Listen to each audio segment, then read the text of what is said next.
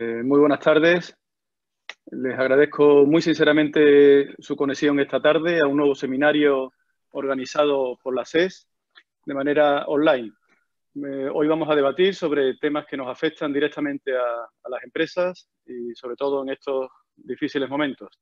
Quiero en primer lugar desearles y espero que estén todos bien, así como sus familiares. Es lo principal en estos momentos.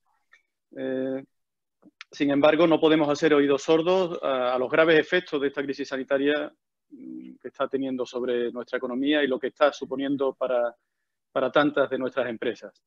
La SES hemos puesto en marcha estos seminarios online con grandes profesionales y despachos de abogados de gran prestigio en nuestra ciudad para tener un mejor conocimiento de las medidas legislativas publicadas y despejar tantas y tantas dudas e interpretaciones que nos surgen cada día.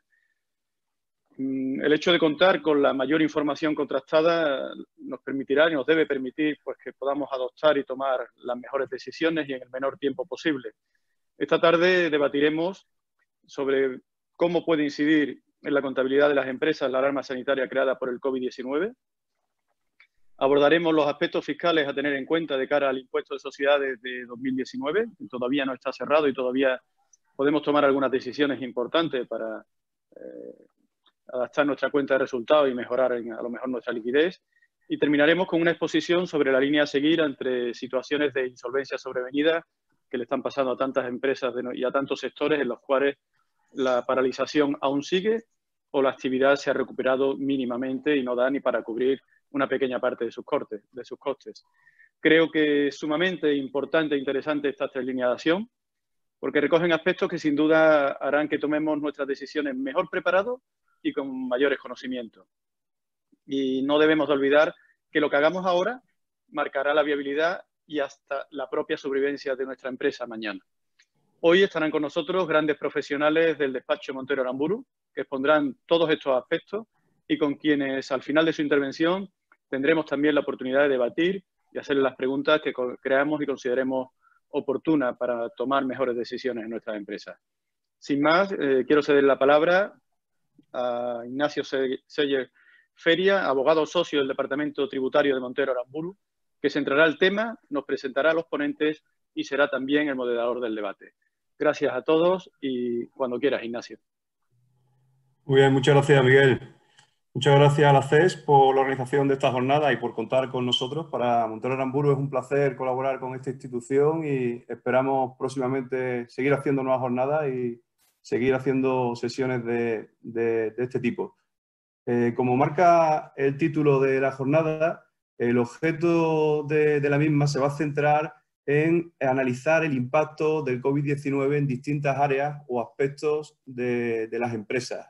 En concreto, analizaremos el impacto en los estados financieros del 2019. Como sabéis, estamos en época de formulación, de auditoría y aprobación de cuentas y se ha debatido mucho en torno a cómo debe incidir este hecho posterior al cierre del ejercicio en los estados financieros. De esta primera ponencia se hará cargo Jaime Benjumea, que es socio de Auditores y Consultores del Sur.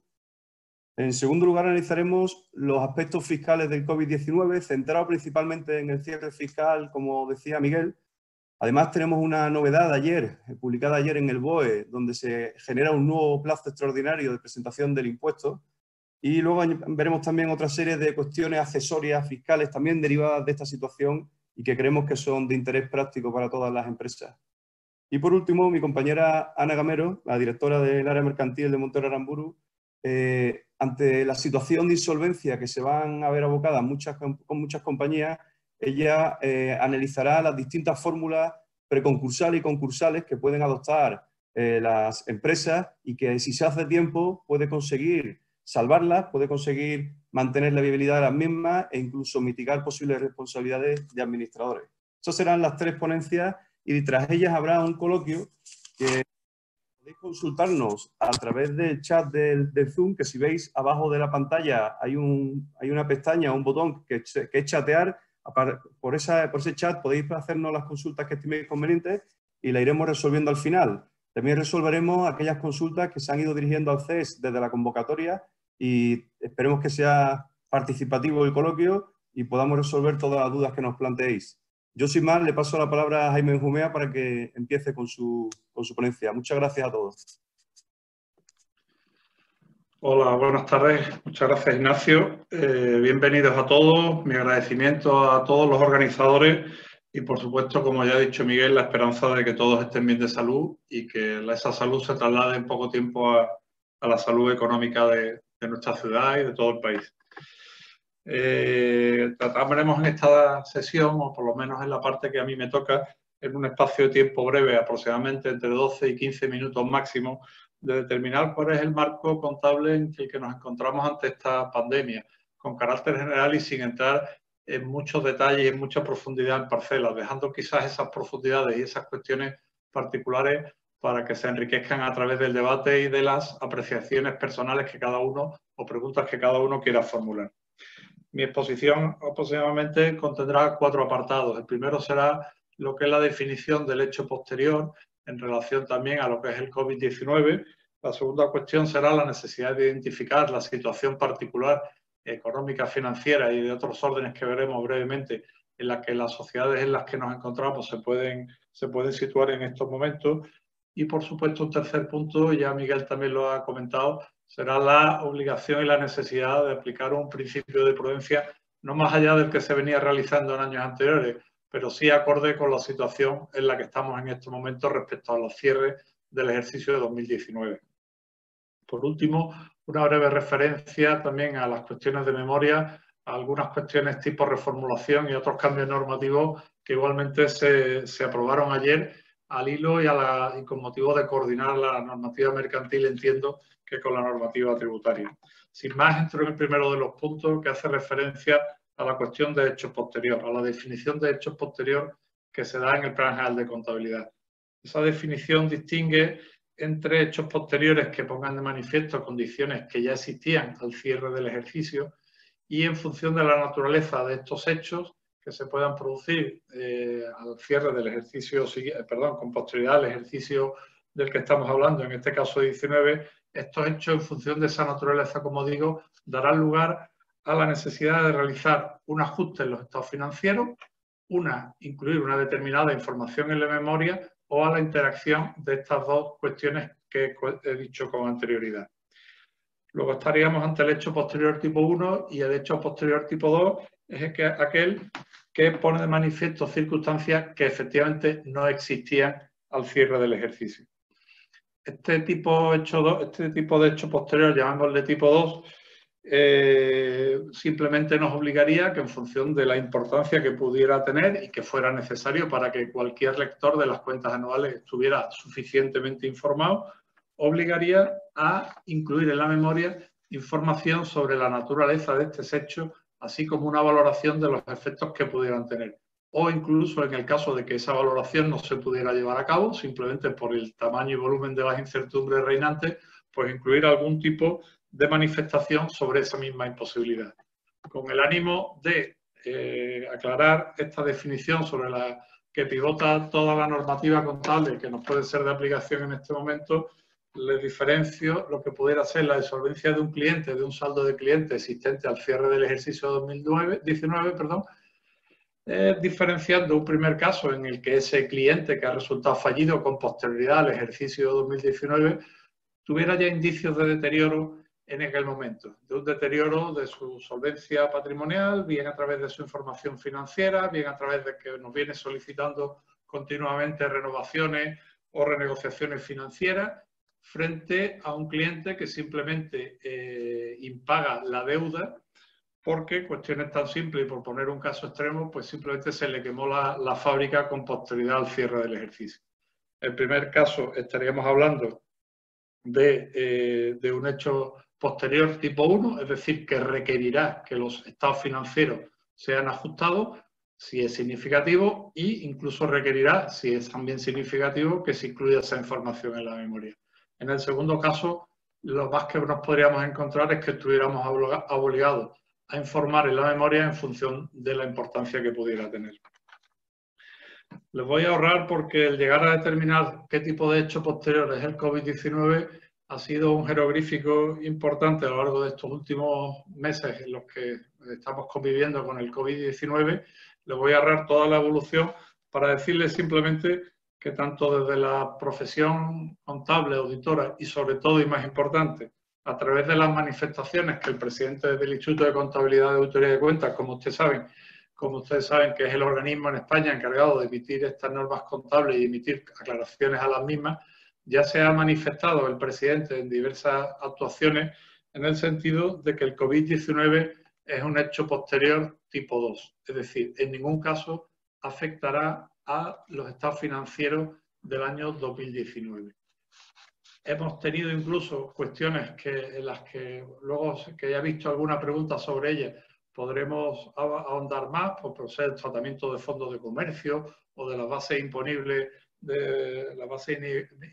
pendientes de compensar, pero incluso en todos los campos y todos los contenidos, el presidente del ICAL se ha reiterado en su manifestación de que estamos ante un hecho posterior tipo 2. Esto es importante, creemos que es una solución técnica que sin duda aportará una mayor seguridad a los administradores en la formulación de las cuentas del 19, que ya de por sí tendrán cargas de incertidumbre en algunas cuestiones y por tanto redundará en beneficio de la responsabilidad de los administradores y de su seguridad. Una vez definido ante qué hecho nos encontramos y qué trascendencia puede tener contable, nos encontramos obligados, y así lo están haciendo todos los directores financieros y todos los administradores de las sociedades y de todas las actividades y a todos los niveles, nos encontramos con que es necesario realizar un análisis detallado y concreto sobre cuál es la situación financiera patrimonial al cierre del ejercicio, a la fecha actual, cuál es la situación de los resultados que podamos tener al cierre del 19, su evolución del 2019, la previsión de diferentes escenarios de recuperación. Mucho se ha hablado si los escenarios de recuperación serán una curva tipo Nike o serán una curva, bueno, pues lo iremos sabiendo y lo iremos descubriendo a lo largo del tiempo. Por tanto, como digo, todas estas cuestiones habrán de plantearse sin duda y habrá que considerar también las situaciones de tesorería, cuáles son las previsiones de tesorería en escenarios alternantes y cambiantes en función de cómo pueda evolucionar. Plantear diversas alternativas y en función de cómo pueda ser esa recuperación, de cuáles hayan sido los recursos financieros que hayan sido captados por la sociedad, fundamentalmente a través del ICO, la negociación de nuevos contratos con clientes y proveedores o incluso ya a estas alturas renegociación de algunos de esos contratos, los expedientes de regulación presentados. En definitiva, todas las decisiones que ustedes están teniendo que tomar en estos meses en los que estamos conviviendo con la pandemia. Por supuesto, habrá que plantearse las fechas de cierre del ejercicio, las fechas de formulación, cuestión que ahondaremos luego porque es una cuestión que ha sido nuevamente modificada en el decreto que hacía mención anteriormente Ignacio Seller y que ha sido aclarada convenientemente en ese decreto. Y, por supuesto, la aprobación de la Junta General. Habrá que determinar las políticas de dividendos, ¿no? Más allá de las obligaciones que puedan plantear los ERTE, pues habrá que determinar cuál es la política de esos dividendos que afectan no solamente a la situación financiera, sino en muchos casos también a la situación, como ustedes saben, a través del artículo 348 de la Ley de Sociedades de Capital, 348 bis, a la situación de los socios minoritarios. Tendremos que plantearnos las inversiones en curso, las inversiones que estaban proyectadas, las que se encuentren en este momento en curso y sobre las que ya existen compromisos ciertos. También, ¿por qué no? Y esto es una pregunta generalizada y que creo que Miguel ya la ha dejado entrever antes, ¿qué pasará con el cierre del 19 y qué pasará con el impuesto de sociedades del 2019 y qué cuestiones le pueden afectar? Por tanto, habremos de realizar un análisis exhaustivo para determinar que todas las operaciones afectadas que pueda tener la sociedad habrán de ser diferenciadas en el año 2020 en cuestiones que, llamémosle, puedan tener el apellido COVID-19 y aquellas otras que ya tenían causa en el propio ejercicio 19. En definitiva, esto nos va a obligar a realizar, y ya sería el tercer apartado de los que yo pretendo comentarles, nos va a obligar a realizar un trabajo de análisis exhaustivo, insisto, no más allá del que debiera realizarse en cualquier otro año, pero sí, indudablemente, sometido a mayores incertidumbres y a unas mayores dificultades derivadas de este propio aislamiento. Ese trabajo, y sin ánimo de ser exhaustivo, pero sí quiero lanzar ideas para que a ustedes le puedan servir para formular preguntas o incluso para aplicarse a su caso particular, nos puede afectar a partir de nuestros libros contables, como son los inmovilizados. Nos puede afectar a través de inversiones que se encontraban en curso, ya las he hablado antes, que estaban comprometidas y que fueron suspendidas antes del COVID, o incluso ya conocidas esa suspensión al 31 de diciembre del 19. Las posibles penalizaciones que esos suministradores nos pudieran acarrear. Los inmovilizados que se pudieran encontrar a la fecha de cierre del ejercicio ya fuera de uso, completamente fuera de uso, y que pudieran mantener todavía valores netos contables en el cierre del ejercicio 2019. Parte de ellos podrían ser bajas, podrían ser deterioros de esos inmovilizados porque no aportan ya ingresos de ningún tipo al rendimiento, a la cuenta de pérdida y ganancia de la sociedad. ¿Por qué no? Cambios en las vidas útiles de los inmovilizados. Más allá de lo que establecen las tablas fiscales, que a veces tomamos como vidas económicas de los activos, más allá de eso, como digo, quizás debamos de plantearnos en qué escenario de vidas útiles nos encontramos. Indudablemente esto con una trascendencia directa e inmediata sobre la base imponible. Todas estas cuestiones es importante que queden bien documentadas al cierre del ejercicio. Deberán ser documentadas para que sean aceptadas tanto por socios minoritarios como auditores, como en su caso por la Administración Tributaria dentro de unos años. Requerirá, por tanto, acuerdo de los consejos de administración o juntas de socios que hagan mención a todas estas medidas, informes de técnicos competentes, por ejemplo, si estamos pensando en cambiar las vidas útiles de los inmovilizados y la trascendencia de ese cambio puede ser significativa. ¿Por qué no? Con los proveedores, comunicaciones y consultas con los proveedores y, en fin, todo este tipo de cosas. No me quisiera alargar mucho más en esto, pero en concreto dejo planteado también la cuestión del efecto que pueden tener sobre las existencias, que indudablemente las pueden tener. No pensemos en la cantidad de campañas que estamos oyendo ahora en los que nosotros mismos podemos estar ofreciendo nuestras existencias a precios inferiores a su precio de coste al 31 de diciembre del 19. Deberemos de aplicar el valor neto de realización, es decir, precio de mercado en condiciones normales, descontados los costes de venta, llámense costes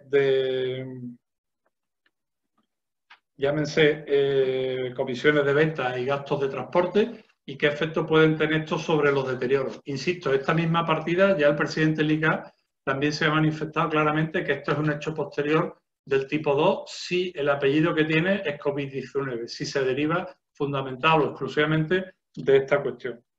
Podemos encontrar muchas cosas más en existencia, podemos encontrar en cuentas a cobrar de las que ya hemos hablado, podemos hablar de provisiones por litigios que estén ahí latentes, podemos hablar de sanciones que podamos tener en curso con la Administración, de despidos que pudieran haber sido comunicados a los interesados y estos hubieran ya asumido al cierre del ejercicio 2019, penalizaciones bancarias por incumplimiento de algunos mandatos o de algunos acuerdos con las entidades financieras, contratos de proveedores que están ligados a compras de carácter plurianual y que pudieran ya hacernos pensar que en el 2020 tengamos un mal año que no nos permita cumplir esas condiciones. Y dejo aquí lanzada, por si después he visto alguna pregunta, dos cuestiones que a mí me parecían interesantes, que son la posible existencia de fondos de comercio en las inversiones en sociedades del grupo y los deterioros que se pudieran derivar de esta nueva situación. También dejo planteado la cuestión sobre la compensación de bases imponibles negativas que hubieran sido objeto de registro contable como activos por impuestos diferidos, y que la normativa contable, como ustedes saben, exige que se revise anualmente. Y lo dejo planteado porque son cuestiones que se determinan su deterioro en base a las estimaciones de flujos futuros. En un caso de beneficios o de bases imponibles, que serían las pérdidas a compensar, y en el otro, en relación al tema de proyecciones de fondos de comercio, pues a las proyecciones de generación de fondos futuros, ¿vale? En el último apartado, y que yo me quería hacer referencia, cuentas anuales, rápidamente tres cuestiones. La primera, el decreto al que hacía antes alusión Ignacio Seller ha clarificado que las cuentas a partir del 1 de junio deberán ser formuladas en el plazo de 3 meses, es decir, estamos hablando de 1 de septiembre, y que en el plazo de 2 meses deberá ser aprobada. Es decir, algunas que ya nos estábamos haciendo en función del estado de alarma, que nos pudiéramos ir incluso a enero al depósito de cuentas y a su aprobación, pues en principio el calendario ya ha quedado hasta hoy absolutamente clarificado con este encaje de fecha que le estoy hablando. La segunda cuestión que quiero hacer referencia es a la necesidad de reformulación, es decir, sociedades que ya hayan formulado sus cuentas a la fecha actual, pero que como consecuencia del COVID-19 se haya producido un deterioro o hayan aparecido circunstancias excepcionales que modifiquen sustancialmente lo que debiera ser el contenido de esas cuentas anuales y que hagan necesario que los administradores reformulen esas cuentas anuales antes de someterlas definitivamente a la aprobación por la Junta General. Distinto es a nuestro entender aquellas sociedades que habiendo formulado y habiendo sido objeto de aprobación hayan ya llevado a sus cuentas anuales al registro mercantil, en cuyo caso nosotros entendemos que el proceso de aprobación, de formulación, aprobación y depósito habría quedado concluido y cualquier cuestión que pudiera afectarla quedaría ya sujeta para el año siguiente, es decir, para las cuentas anuales del 2020. Quizás también un último punto en relación a las cuentas anuales, para aquellas sociedades en las que se haya producido un deterioro más que significativo y que los administradores hayan de plantearse si realmente estas cuentas, como dice el plan, hayan de formularse bajo un principio de gestión continuada o no, o bajo los principios cuando ya no son de aplicación ese principio, o incluso que existan dudas que hayan de ser contadas en la memoria sobre esa continuidad, pues caída significativa de ventas, cualquier otra circunstancia, y todos aquellos planes de la dirección que tienden a mitigar esas incertidumbres que también habrán de ser contados. Bueno, con esto yo he terminado, creo que me he ceñido al tiempo previsto, lo que sí me remito a todos ustedes es al tiempo que dediquemos a preguntas y sin más pues le devuelvo la palabra a Ignacio para su uso. Muchas gracias. Gracias, Jaime. Bueno, entrando en el análisis fiscal derivado de esta crisis, desde el inicio se han ido adoptando diversas medidas por parte del Gobierno que iban en la línea de flexibilizar determinados aplazamientos de deuda tributaria, suspensión de plazos administrativos y judiciales, incluso el incremento del plazo para presentar declaraciones periódicas. Sin embargo, y de forma sorprendente, del impuesto sobre sociedades no había novedad ninguna y estaba previsto para que se autoliquidara de forma definitiva el 25 de julio. Y todo ello a pesar de que los plazos de formulación, auditoría y aprobación de cuentas habían sido prorrogados, ampliados, y la estrecha vinculación entre el impuesto social y las cuentas anuales obligaba a que el impuesto fuera de la mano de ese proceso de elaboración de cuentas. Y decía que no había novedad ninguna hasta este martes, que el Consejo de Ministros aprobó un Real Decreto Ley en el que se introduce un nuevo plazo extraordinario para aquellas empresas que al 25 de julio no hayan aprobado las cuentas anuales. Eso no significa que no se presente el impuesto en julio y que se presente a posteriori, sino lo que viene a decir la norma es que el 25 de julio todo el mundo tiene que presentar su impuesto sobre sociedades.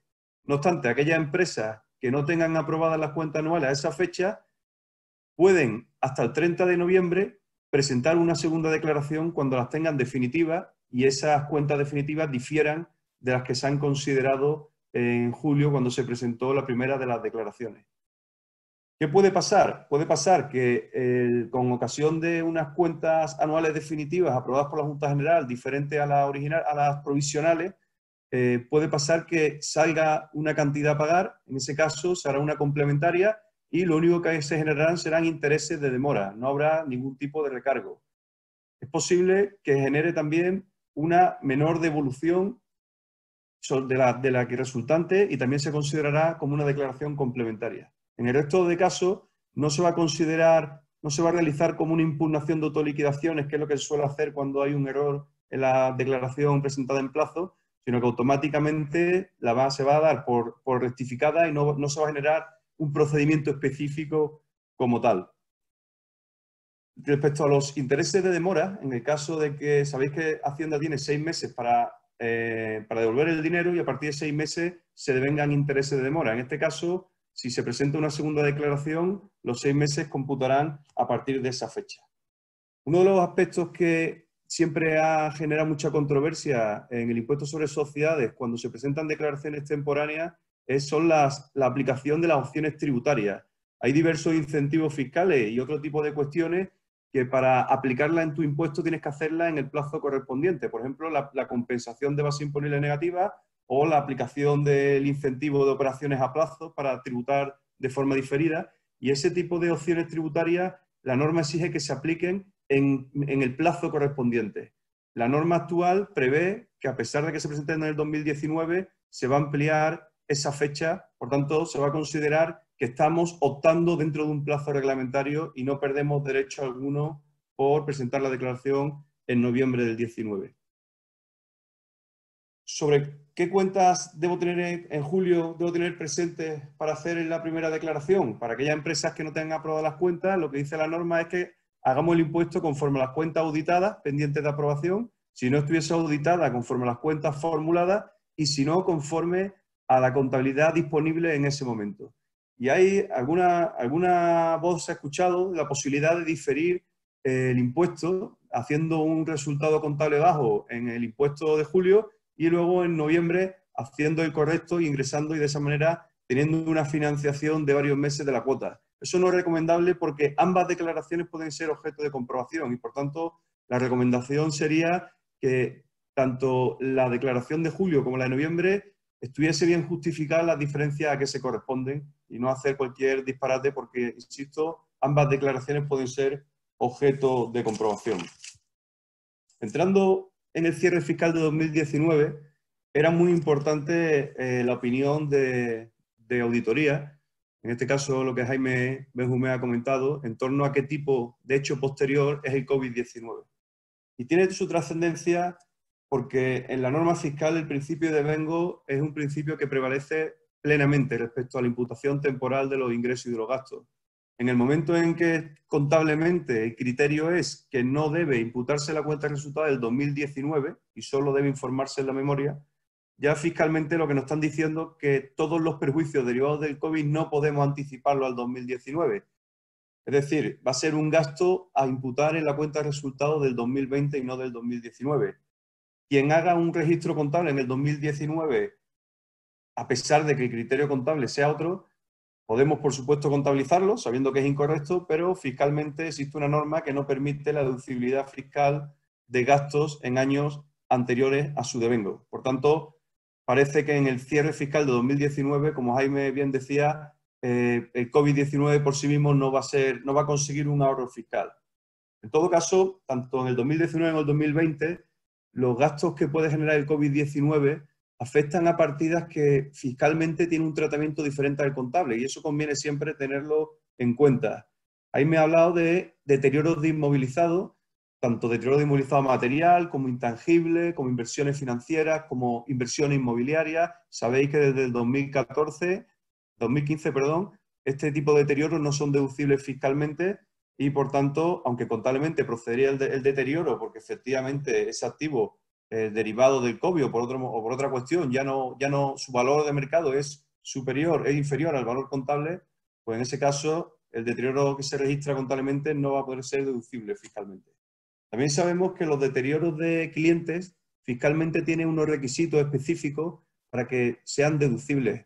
En primer lugar, se tienen que concurrir a 31 de diciembre una de las siguientes situaciones: que hayan pasado 6 meses de que no nos paguen, que la sociedad esté en concurso, que la sociedad esté imputada por alzamiento de bienes o bien que hayamos reclamado judicialmente contra ellas. Pero eso se tiene que dar el 31 de diciembre del 19. Por tanto, el COVID en ese sentido no debe afectar mucho, porque si una empresa entra en concurso por el COVID habrá sido ya en 2020 y por tanto no estamos al 31 de diciembre, no estaríamos en esa situación. También sabéis que hay una serie de créditos que no son deducibles sus deterioros, que son aquellos que están garantizados o avalados, asegurados.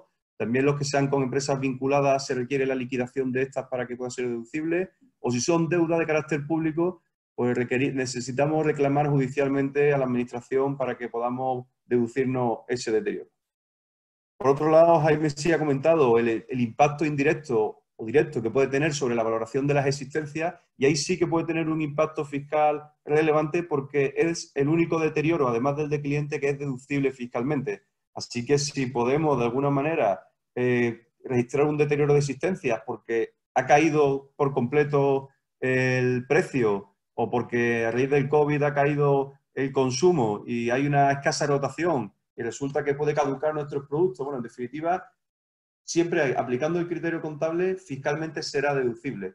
Es de decir que en las comprobaciones de Hacienda los deterioros en general siempre han estado muy perseguidos, el de existencia en particular. Si ya de por sí la variación de existencia siempre es una discusión importante con la inspección, el registro de un deterioro pues debe estar, como decía Jaime, muy bien justificado ante una hipotética comprobación. Por otro lado, también otro tipo de gastos que el COVID-19 va a generar son las provisiones, y esas provisiones que hay de distinta índole, provisiones por responsabilidad, por incumplimiento de contratos, provisiones por reestructuración de empresas, provisión en definitiva, por distintos motivos. Existe un artículo en la ley del impuesto donde fiscalmente muchas de ellas no son deducibles o algunas que lo son con unas limitaciones y unos requisitos temporales que habrá que tener en cuenta. Por tanto, también, cuando tengamos gastos de provisiones, tenemos que tener presente el artículo 14 de la ley del impuesto sobre sociedades para ver si fiscalmente son deducibles o no. En definitiva, en el cierre fiscal de 2019 tenemos que darle una vuelta de tuerca, que a pesar de todo siempre hay que hacerla, pero este año en especial, para sacar al máximo los mayores incentivos fiscales posibles. Sabéis que ya son pocos los que quedan en impuestos. Por ejemplo, las deducciones de I+D, que muchas empresas, teniendo inversiones de este tipo y no son conscientes de ello, pueden generar una deducción relevante en la cuota. La reserva de capitalización, que como sabéis es un ajuste del 10% del incremento de los fondos propios para las empresas que no repartan dividendos, y de alguna manera pues son ajustes que podrán reducir nuestra base imponible. Y hay una de ellas que no se está aplicando de manera generalizada porque es un mero diferimiento, que es la reserva de nivelación, que es el incentivo, una reducción del 10% de la base imponible aplicable a las empresas de reducida dimensión, que son aquellas que facturan menos de 10 millones de euros. Pues este ajuste del 10% de la base imponible no se suele aplicar de forma generalizada porque revierte en los años siguientes, es un mero diferimiento. ¿Qué ocurre? Que una empresa que gana beneficios de forma recurrente, pues muchas de ellas no se plantean hacer el ajuste porque saben que tendrá que volver en los periodos sucesivos. Sin embargo, si vamos a tener pérdidas en los próximos años, por lo menos en el 2020, es un incentivo que interesa por completo porque el año que viene, cuando tengamos la base imponible negativa, haremos la reversión del ajuste y, por tanto, habremos aprovechado la pérdida del 2020 en el año 19 mediante este ajuste. Así que la reserva de nivelación sí que puede ser un incentivo muy interesante para este año. Y por otro lado, como Jaime decía, cuando hablaba de las amortizaciones y hablaba de la posible modificación de la vida útil de los elementos, siempre por supuesto de manera justificada, hay un método de amortización que no se emplea en la práctica, pero existe, que es el de sistema de dígitos. Y es un método de amortización que te permite amortizar de manera decreciente o creciente. O sea, es decir, no es una amortización lineal en todos los años igual, sino que podemos hacer cuotas de amortización en los primeros años más intensas y más reducidas en los siguientes, o a la inversa. Y para elementos que se hayan adquirido en 2019, porque para los anteriores ya vendrán aplicando su método de amortización, pero para los nuevos del 2019 podría plantearse la posibilidad de aplicarle este método de amortización y tratar de incrementar el gasto de amortización en los primeros años. Sé que contablemente no es lo más, no de lo más correcto, pero fiscalmente sí estaría bendecido por parte de la Administración. Por supuesto, en el 2020 todos estos ajustes que Jaime planteaba pues serán y tendrán efectos en nuestro impuesto sobre sociedades, también en los pagos fraccionados que hagamos. Ya se ha hecho el primero el 20 de abril, por los siguientes pagos fraccionados, por supuesto que tendrá impacto. Y también creemos que el incremento de endeudamiento a raíz de todos estos préstamos ICO, que ha hecho que muchas empresas se endeuden para coger la mayor liquidez posible, puede tener un impacto también en el ajuste por limitación de gastos financieros. Sabéis que los gastos financieros solo son deducibles hasta el 30% del beneficio operativo de la compañía, siempre con el mínimo de 1 millón de euros. Por lo tanto, aquellas grandes empresas con una deuda importante, con gastos financieros elevados, puede que este incremento de endeudamiento pueda tener su repercusión. Saliéndonos del impuesto sobre sociedades, quería hacer mención al IVA, porque en estas situaciones de morosidad es muy importante una opción que nos da la ley del impuesto de recuperar el IVA de las facturas no cobradas. Si un cliente no nos paga, ya hemos visto que contablemente y en el impuesto de sociedades nos podremos deducir un deterioro de clientes, pero podemos modificar la base imponible del IVA y recuperar el IVA facturado y no cobrado. Y ese procedimiento que viene en el artículo 80 de la ley del IVA es un procedimiento bastante formalista, de tal manera que hay que tener un control exhaustivo de cada uno de los clientes fallidos. Primero hay que esperar 6 meses o un año, dependiendo del tipo de empresa que sea, para que pase ese periodo sin cobrar. Luego tenemos 3 meses para modificar la base imponible y emitir una factura rectificativa, y luego tenemos un mes para comunicárselo a Hacienda y al cliente. De esa manera, haciéndolo bien, podemos recuperar el 21% de la factura y, por tanto, es una manera también de conseguir recuperar parte del daño causado por esta crisis y por la morosidad que tanto se está dando y que se puede dar próximamente. Y por último, y enlazándolo también con la parte que mi compañera Ana impartirá a continuación, hay que tener mucho cuidado con las deudas tributarias por la posible responsabilidad de administradores frente a ellas.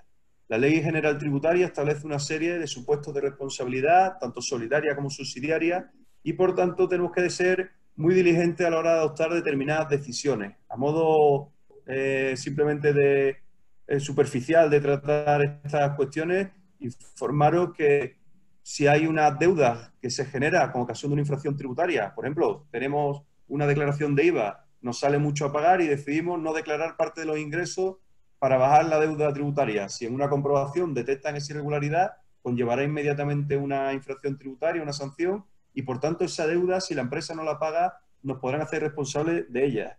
Lo mismo ocurre si la empresa cesa en la actividad, se queda paralizada porque está en quiebra y no adopta ningún tipo de medida. Esto, insisto, también va de la mano un poco de los aspectos mercantiles.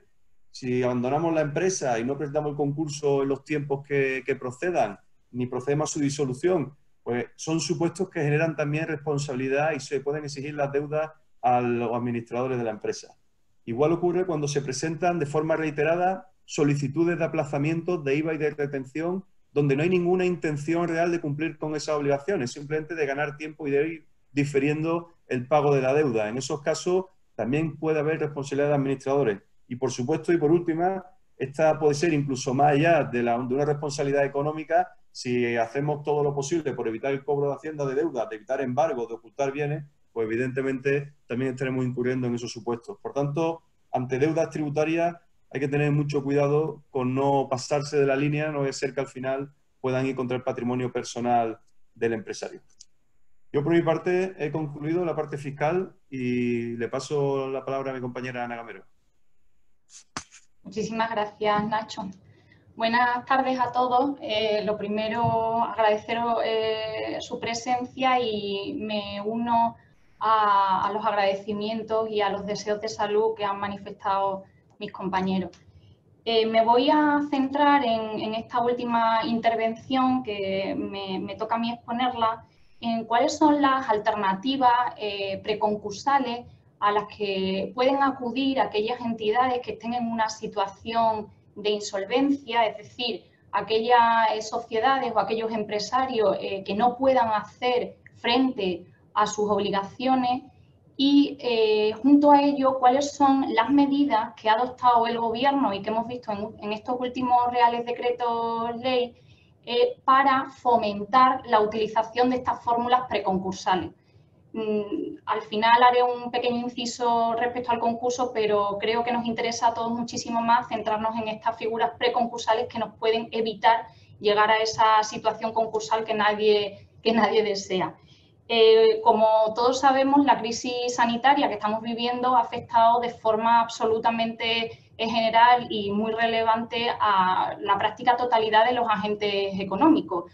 Algunos de forma más abrupta porque han tenido que cerrar sus empresas, han tenido que cesar en la actividad, y otras empresas de forma más paulatina por esa bajada de producción o esa bajada de facturación.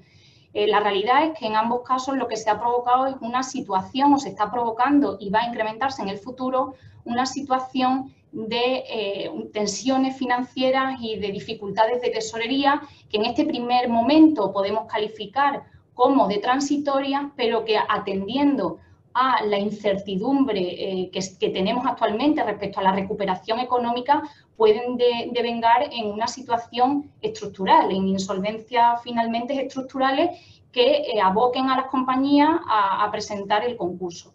Pues bien, en este marco que nos encontramos, evidentemente el Gobierno, por todas las medidas que hemos estado viendo desde el inicio de la declaración del estado de alarma, ha establecido distintas y diversas vías para potenciar la financiación a las empresas, ya sea de forma directa, como hemos estado viendo, a través de los avales a las entidades financieras para permitir que concedieran financiación, incrementando la línea de endeudamiento del ICO, con otro tipo de coberturas aseguradoras a empresas exportadoras, e indirectamente también se han adoptado medidas, como sabemos, en el ámbito tributario y en el ámbito laboral y de seguridad social, que de algún modo estaban ayudando o venían a paliar esta consecuencia tan abrupta que ha tenido el COVID-19 en las compañías. ¿Qué es lo que ocurre? Que esta respuesta era una respuesta absolutamente necesaria, ha sido una respuesta inmediata y urgente por parte del Gobierno, pero nos vamos a encontrar que no va a ser una respuesta una respuesta definitiva que se imponga como solución a la crisis financiera que, como comento, va a afectar a muchísimas empresas de nuestro país, fundamentalmente a las pequeñas y medianas empresas. En estos supuestos en los que esas medidas urgentes, inmediatas y absolutamente necesarias, que por el momento han conseguido que las empresas sigan respirando, cuando esas medidas no son suficientes, es cuando cobran una especial relevancia en este contexto las instituciones que podemos llamar preconcursales. Estas instituciones preconcursales están orientadas o pueden ser muy útiles para aquellas empresas que en unas circunstancias normales o ordinarias de mercado sean viables, es decir, que su valor en funcionamiento sea superior a su valor en liquidación, pero que como consecuencia del COVID-19 se han visto afectadas por unas graves tensiones de tesorería o unas dificultades financieras. En este contexto es donde, como digo, cobran especial relevancia estas instituciones preconcursales. ¿Qué buscamos o qué se pretende o qué podemos conseguir yéndonos a estas instituciones preconcursales? Estas instituciones preconcursales, para que ustedes lo entiendan, no son más que acuerdos con los acreedores para conseguir alcanzar determinados pactos que pueden permitir a las compañías remontar o reestructurarse de esta situación, de esta crisis. ¿Qué es lo que ocurre? Que al enmarcarse dentro de estas fórmulas preconcursales, esos acuerdos con los acreedores van a estar dotados de determinados beneficios o ventajas que van a permitir o van a incentivar a que los acreedores se sienten con nosotros a negociar esos pactos que nosotros consideremos o que la empresa considere absolutamente necesarios para poder salir adelante. Como digo, esas negociaciones, ¿cómo se deben de enfocar o cuáles son los objetivos que se deben de plantear en esa negociación con los acreedores y cuáles suelen ser los habituales, ¿no? Los que nos encontramos normalmente en la práctica? Pues fundamentalmente intentar obtener dinero nuevo, lo que se conoce como el fresh money, intentar alcanzar pactos de quita de deuda, ya sea porque se reduzcan esas deudas que tenemos con nuestros acreedores, porque se bajen los tipos de interés que tenemos en nuestras financiaciones con las entidades financieras, aplazamientos de la deuda, es decir, conseguir carencias, conseguir ampliar los periodos de amortización, y también pueden estar o podemos negociar con nuestros acreedores esa conversión de deuda en capital o conversión de deuda en préstamos participativos. Evidentemente, cuando nos sentemos con nuestros acreedores, nos van a pedir que pongamos encima de la mesa garantías para poder asegurarles que esos negocios, esas negociaciones o esos pactos que alcancemos después van a poder cumplirse y que van a tener alguna cobertura por apoyarnos. Estas negociaciones, como digo, que en principio dirán ustedes, bueno, estas negociaciones las puedo yo llevar a cabo sin necesidad de acogerme a ningún instituto preconcursal, ¿no? A ninguna fórmula preconcursal.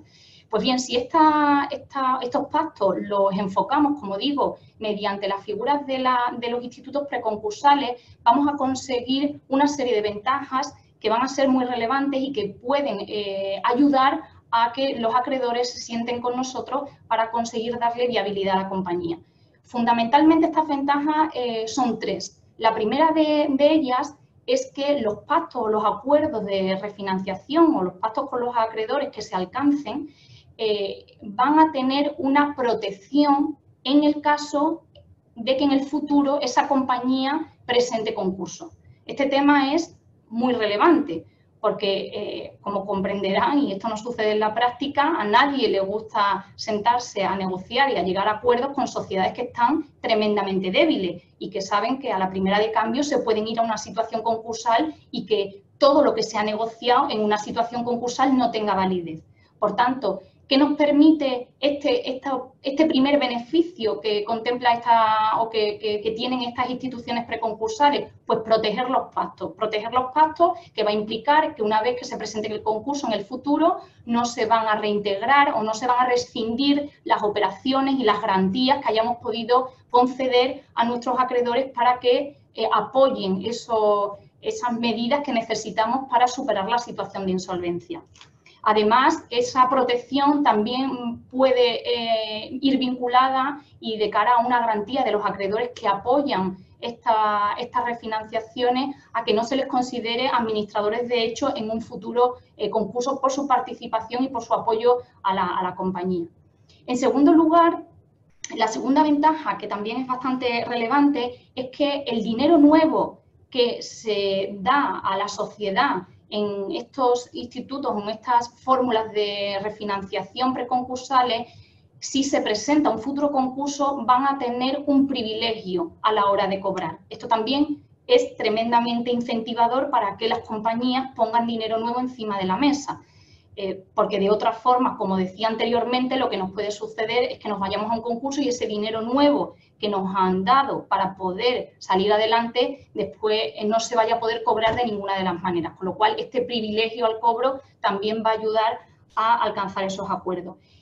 Y la última de las ventajas, y absolutamente relevante a mi modo de ver, es que en aquellos acuerdos de refinanciación que hayan sido homologados judicialmente, habrán escuchado ustedes el tema de la homologación judicial, porque corporaciones como FCC o Abengoa se han sujetado a acuerdos de estas características para evitar tener que ir a una situación concursal. Pues bien, estos acuerdos homologados judicialmente van a permitirnos que extendamos los pactos alcanzados con determinados acreedores a aquellos acreedores que no hayan votado a favor del acuerdo o que sean disidentes. Es decir, vamos a conseguir que esos acuerdos y pactos alcanzados con parte de mi pasivo financiero podamos extenderlo a todo. Estoy hablando de quitas, estoy hablando de esperas, de carencia, cuestión que es absolutamente necesaria y lógica, porque si yo llego a un acuerdo solamente con parte de mi pasivo financiero y el resto de los acreedores van a poder iniciar ejecuciones judiciales contra mi patrimonio, va a ser tremendamente complicado que esa compañía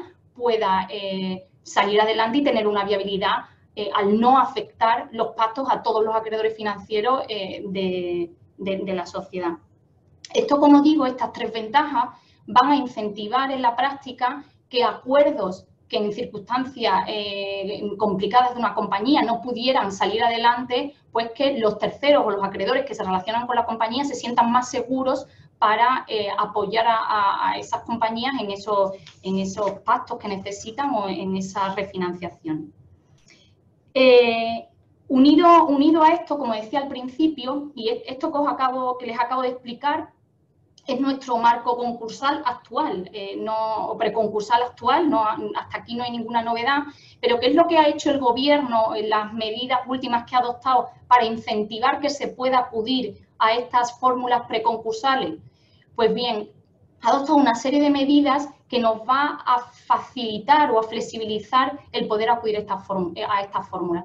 La primera de ellas, y muy relevante, es que ha suspendido el plazo o el plazo o la obligación de presentar concursos hasta el próximo 31 de diciembre del 2020. Es decir, sociedades que están ahora mismo, desde el estado de alarma, están en una situación de insolvencia porque no pueden afrontar de forma generalizada sus obligaciones y que en unas circunstancias normales tendrían que haber presentado la solicitud de concurso o, en su caso, el preconcurso, como consecuencia de esta medida, no van a tener que hacerlo. Es un balón de oxígeno de 8 meses que tenemos por delante justamente para poder negociar con nuestros acreedores esos pactos que nos ayuden a salir de la situación de insolvencia que estamos viviendo o que vamos a vivir en los próximos meses.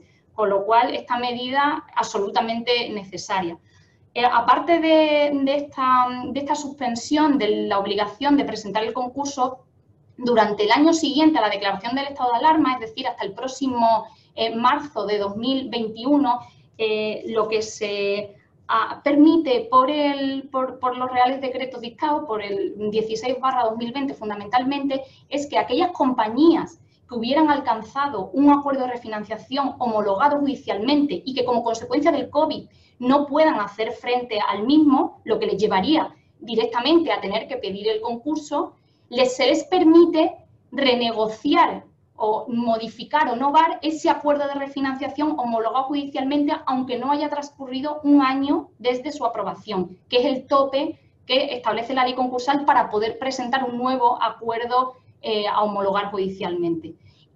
Con lo cual, una medida muy importante para esos acuerdos de refinanciación que se venían cumpliendo con normalidad antes de la declaración del estado de alarma, pero que justamente los empiezo a cumplir como consecuencia de las tensiones de tesorería que tengo durante este periodo. Lo mismo nos sucede con aquellos convenios que se hubieran alcanzado en el marco de un procedimiento concursal. Sabemos que en los procedimientos concursales una de las medidas de finalización es alcanzar un convenio y que no siempre es fácil, de hecho es lo más complicado dentro de los concursos, pero bueno, hay algunos concursos que efectivamente han conseguido sacar convenios adelante. Si ese convenio, igual que pasa con el acuerdo de refinanciación, no puedo cumplirlo durante este periodo, se me va a permitir renegociar un convenio y cambiar las condiciones que se incluían en ese convenio, lo que se viene denominando como el reconvenio, que es una figura que no existía en nuestro marco concursal.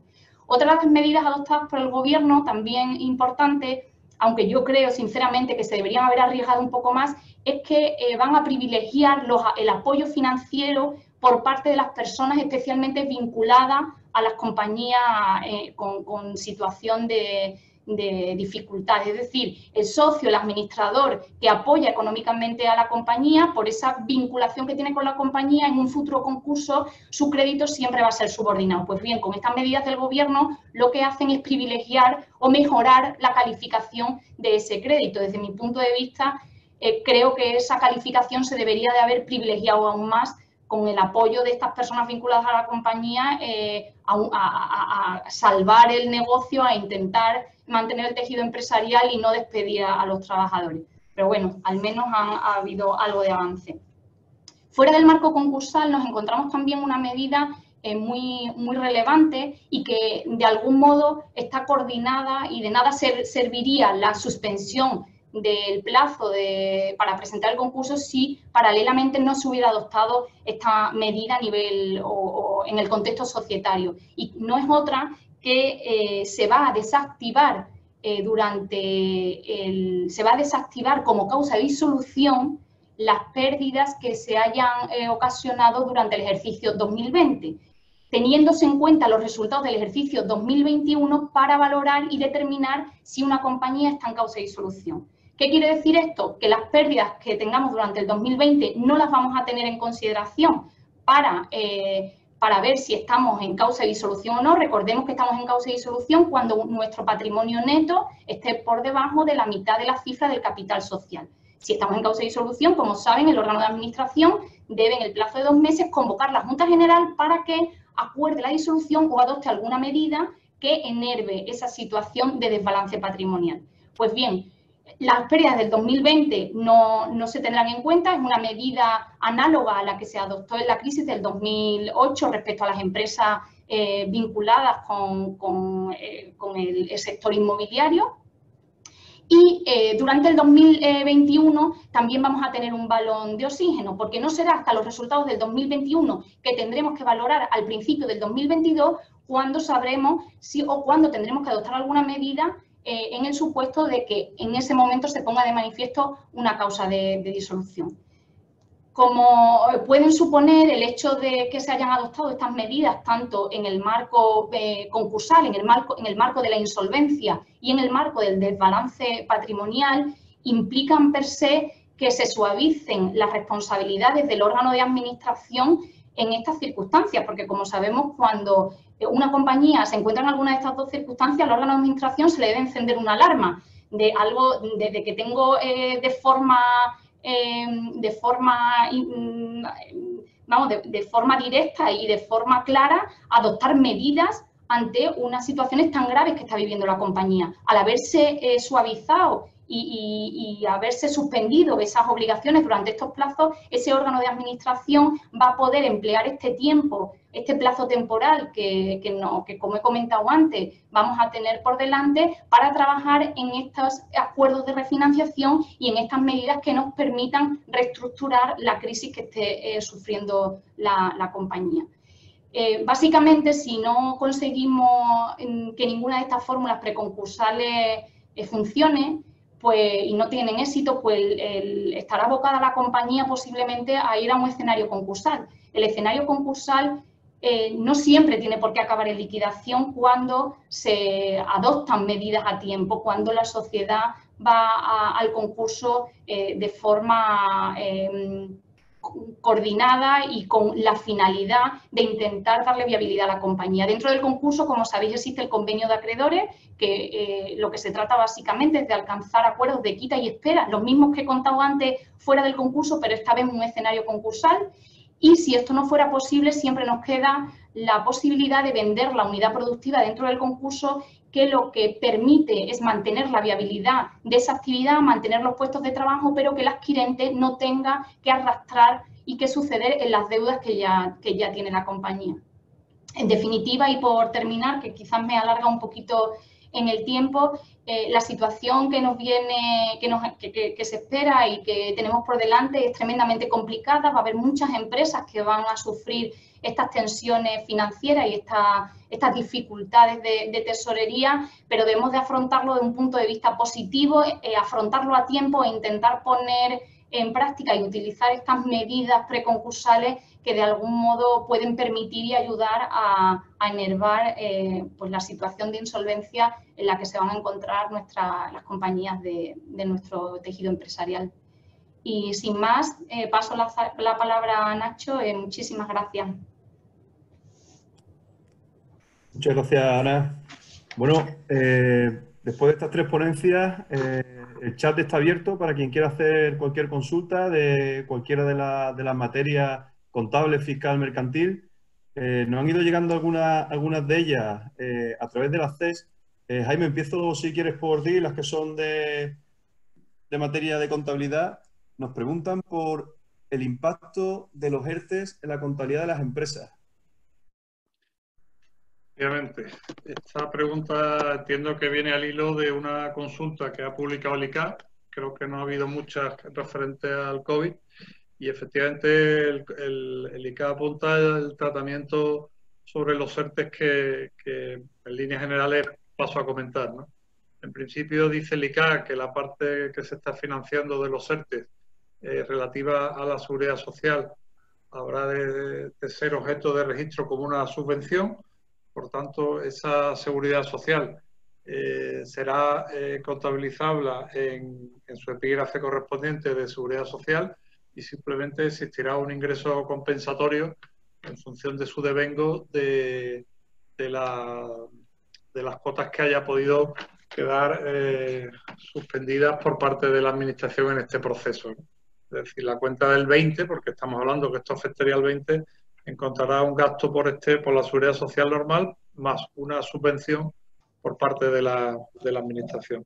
Difiere el tratamiento con la parte de los sueldos porque por diversas cuestiones jurídicas que quizás no vienen al caso tratar, el ICA entiende que en este caso se ha suspendido la prestación del trabajo y por tanto no existe sueldo. Y lo único que se está haciendo es que la administración le está entregando un tipo de subsidio a los trabajadores. En ese caso, simplemente pues la sociedad no habrá de registrar nada, no tiene sueldo y no habrá de registrarlo. También, y complemento la pregunta con la consulta del ICA, establecía la consulta la eventualidad que la empresa, como ya estamos hablando de tantas veces del tema de los ERTE, que pudieran no cumplir los requisitos y qué tratamiento debieran de darse. En principio, si la empresa al cabo del tiempo efectivamente no hubiera cumplido los requisitos, pues lo que habrá que plantearse la necesidad o no de registrar una provisión por el importe o bien de los sueldos o bien de las cotizaciones pasadas que habrán de ser objeto de devolución a la administración. Eso es un poco el entorno en una consulta, insisto, relativamente reciente, pero bueno, que aclara algo que pasará en el 20, ¿no? Efectivamente. Y una segunda pregunta, Jaime. ¿En qué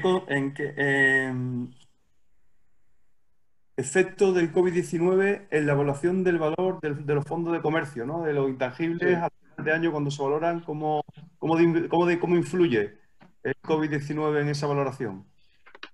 Vale, esta pregunta ya la había visto, de hecho he hecho mención en la exposición porque ya la había visto que estaba planteada y es una pregunta interesante. De hecho, a nosotros es una cuestión que nos hemos planteado repetidamente. Como todos ustedes saben, la valoración de los fondos de comercio o el eventual deterioro que deba registrarse en años futuros ha de atenderse a la capacidad de generación de recursos de esa sociedad participada. Y en función de esa capacidad de generación, pues se determinará si existe o no ese deterioro.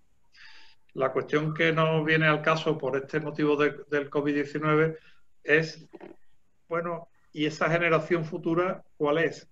¿La que existía antes del COVID-19 o la que ya tenemos en estos momentos? Claro, en función de una u otra, posiblemente existan grandes diferencias entre el registro de deterioro del COVID o no. Si las previsiones que teníamos eran las que había, pues, el 31 de diciembre del 19 o bien en enero o febrero, diferirá significativamente.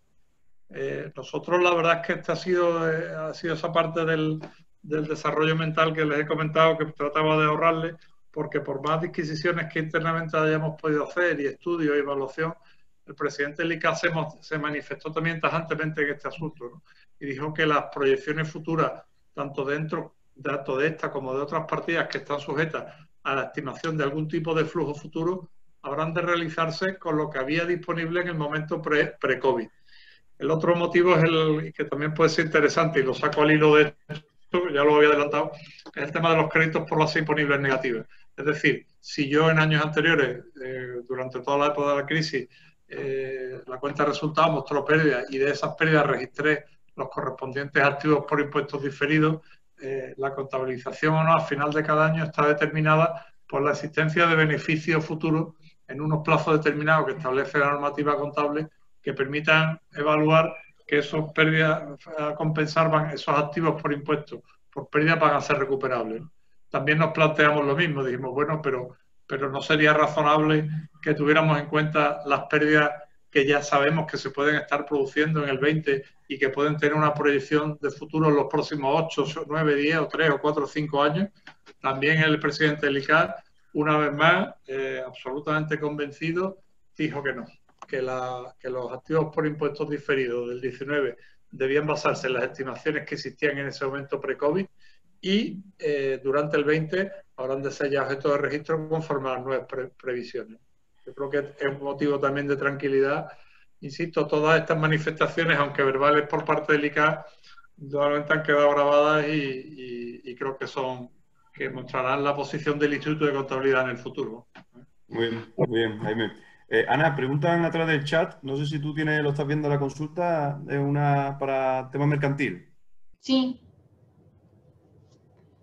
Sí, preguntan, la pregunta que realizan es ¿qué interpretación se le debe dar al término riesgo de concurso en la disposición adicional sexta? Esto va referido al tema del compromiso del mantenimiento del empleo durante los 6 meses posteriores, que decae esa obligación de compromiso de mantenimiento del empleo cuando estamos hablando de ERTE por causa de fuerza mayor, cuando haya un riesgo de concurso. La duda que plantean es qué deben de entenderse por ese riesgo de concurso y cuál es la autoridad administrativa que tiene que controlarlo. Pues el artículo la verdad es que no es demasiado claro, pero por las interpretaciones que ya hemos venido viendo que se le está dando, quien va a analizar ese riesgo de concurso va a ser la inspección laboral. Es quien va a tener que analizar si efectivamente se cumple la exención o que la compañía concretamente esté exenta de ese compromiso de mantenimiento por estar en riesgo de concurso.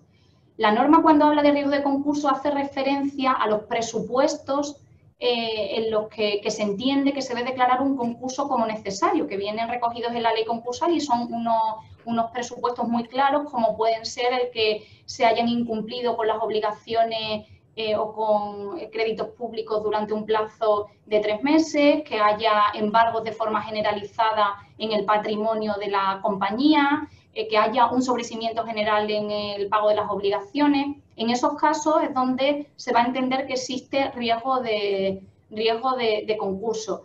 El otro día escuchaba a una magistrada, concretamente de la Audiencia Provincial de Cádiz, y decía o entendía que ese riesgo de concurso implicaba que se tuviera que acreditar ante la autoridad laboral que ya concurrían estos presupuestos. O sea, que no se estaba pensando en que como consecuencia de que tuvieras que incorporar a la plantilla o a esos empleados a la compañía, en ese momento la compañía notara el deterioro y entonces cuando se encontrara en riesgo de concurso, sino que se tenía que dar con carácter previo. Sinceramente y en mi opinión creo que esto va a generar en la práctica muchísimo debate, porque ni el artículo es claro ni sé hasta qué punto la inspección laboral va a tener capacidad de valorar estas cuestiones que están enmarcadas en la norma concursal. Aprovechando, Ana, que está respondiendo esta consulta, nos preguntaron por el mecanismo de la segunda oportunidad de los empresarios. Si podía explicarnos algo al respecto. Sí, voy a hacer una breve referencia porque con el tema del mecanismo de la segunda oportunidad podríamos echar un rato importante. El mecanismo de la segunda oportunidad, yo creo que la mayoría de ustedes lo habrán escuchado, está previsto para aquellas personas físicas que ya sean autónomos, empresarios que no hayan podido sacar adelante su negocio, o incluso personas o socios administradores que en un momento determinado hayan garantizado deudas de la compañía que después no puedan pagar y como consecuencia de eso se encuentren ante una situación de no poder pagar las deudas que tienen. Se prevé este mecanismo de segunda oportunidad como un beneficio o una fórmula para que las personas físicas, estas personas físicas que estoy comentando, puedan exonerarse del pago de determinadas deudas que tengan. Para poderse acoger a este beneficio, a este mecanismo de la segunda oportunidad o el beneficio del pasivo insatisfecho, el beneficio de exoneración, perdón, del pasivo insatisfecho, es necesario que se cumplan una serie de requisitos, como son pues, que se trate de un deudor de buena fe, que no haya sido condenado por un delito de ámbito económico, que haya intentado un acuerdo extrajudicial de pago con sus acreedores. Además, tiene que haber tramitado previamente el concurso de su persona física y se les va a permitir esta exoneración de parte de su pasivo y hay 2 fórmulas para hacerlo. Uno, que esa exoneración se produzca o se conceda por el juez de forma inmediata porque ya haya hecho frente a la parte de las deudas más preferentes, por llamarla de algún modo, y la otra fórmula es que cuando no haya podido hacer frente a este pago de deudas más preferentes, se pueda conceder la exoneración, pero sometido a un plan de pagos durante 5 años. Este es el marco en el que se podría utilizar este mecanismo de la segunda oportunidad. Me parece tremendamente interesante y ya por las consultas que nos han venido llegando de algunos clientes durante estos meses, me temo que va a ser una figura a la que se va a acudir mucho, ¿no? Que va a ser una figura que se va a intentar utilizar y se va a intentar hacer uso de ella, y de hecho ya los juzgados de lo mercantil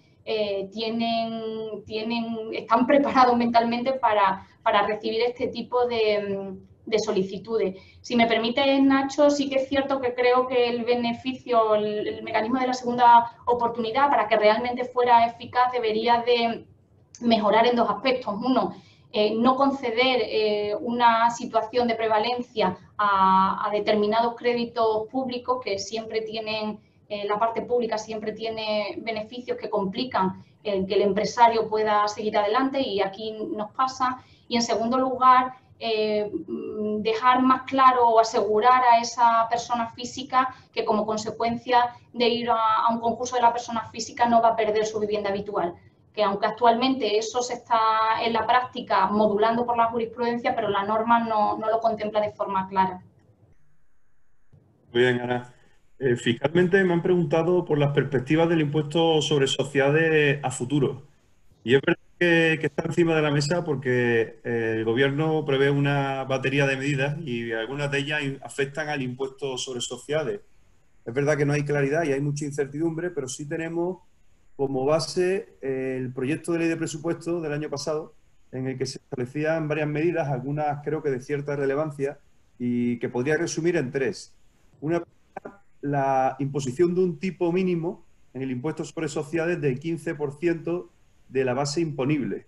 De tal manera que esto que se ha criticado tanto aquí en España, de que el tipo efectivo era muy inferior al nominal, pues que no se limitara de alguna manera y se pretende fijar un tipo mínimo del 15%. Se ha debatido si será sobre el resultado contable o sobre la base imponible, porque los políticos, según hablase uno o hablase otro, yo creo que por incorrección técnica utilizaban conceptos diferentes, pero en el proyecto de ley de presupuesto del 19 ya se fijó el concepto base imponible. Eso tiene mucha trascendencia porque principalmente afectará a aquellas empresas con deducciones en cuota importantes, generalmente deducciones de I+D, son aquellas que se van a ver más limitadas y con un pago mayor de impuestos. Si se hubiese aplicado el tipo mínimo de 15% sobre el resultado contable, ahí podrían verse afectadas empresas con base imponible negativa o con libertad de amortización pendiente de aplicación. En definitiva, podrían ser un espectro mayor las afectadas por esta modificación. Una segunda modificación es la limitación de la exención que existe para los dividendos o para la plusvalía por venta de acciones, que actualmente es una exención plena del 100%, lo van a limitar al 95%. Es decir, que todos los dividendos que se produzcan de una empresa a otra, eso que siempre ha estado exento de tributación, pues van a tributar un 5% del mismo. Eso tiene su problemática práctica porque aquellos grupos de empresas donde tengan distintos escalones nos podemos encontrar que en cada fase de que vaya ascendiendo el dividendo va agravándose por el camino. De momento no existe ninguna redacción en la norma que corrija esa sobreimposición. Es posible que eso lo corrijan. Y luego una que a mí me sorprendió muchísimo, que en los grupos fiscales, que son aquel grupo de empresas que tributa como un único sujeto pasivo, también el dividendo intragrupo también puede ocasionar esa tributación del 5%. Y eso es un auténtico despropósito cuando el grupo fiscal opera como un único sujeto y no tiene sentido que una operación interna deba someterse a tributación. Esa es la segunda de las medidas que está prevista. Y la tercera es un tipo reducido del 23%, creo que era para empresas inferior, con una facturación inferior a 1 millón de euros, que bueno, era un gesto que en la práctica tampoco debe tener una repercusión importante. Por lo tanto, en el impuesto sobre sociedades, esas son las tres medidas que se esperan a futuro, salvo alguna sorpresa que nos podamos encontrar. Por nuestra parte, no constan ya más preguntas. Miguel, muchas gracias por todo. Yo creo que está por finalizar la sesión.